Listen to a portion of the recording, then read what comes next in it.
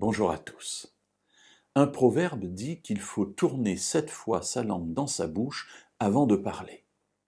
Cela signifie qu'il faut réfléchir avant de parler et ne pas laisser la bouche faire sortir toutes les paroles, toutes les pensées qui nous viennent à l'esprit, mais auparavant qu'il faut évaluer les choses. Effectivement, ce temps pris à faire tourner de manière imagée la langue dans sa bouche à 7 reprises nous permet d'avoir du temps avant de parler.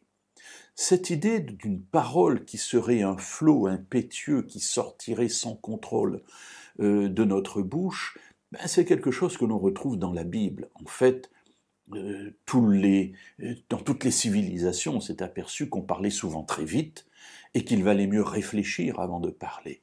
La Bible va l'exprimer à plusieurs reprises, et aujourd'hui dans le livre de l'Ecclésiaste au chapitre 1 et au chapitre 5 et au verset 1, je vous invite à lire la chose suivante. Ne te presse pas d'ouvrir la bouche, et que ton cœur ne se hâte pas d'exprimer une parole devant Dieu. Car Dieu est au ciel, et toi sur la terre. Que tes paroles soient donc peu nombreuses. Alors, il y a quelque chose d'intéressant ici.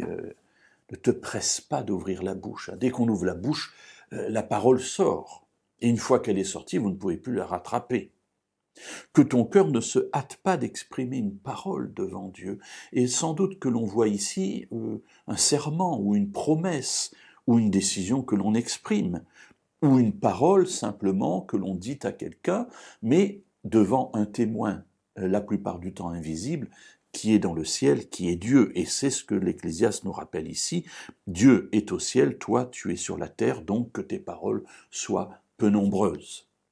Réfléchir avant de parler, réfléchir avant de prendre une décision, réfléchir avant de faire une promesse, mes amis, mais c'est essentiel.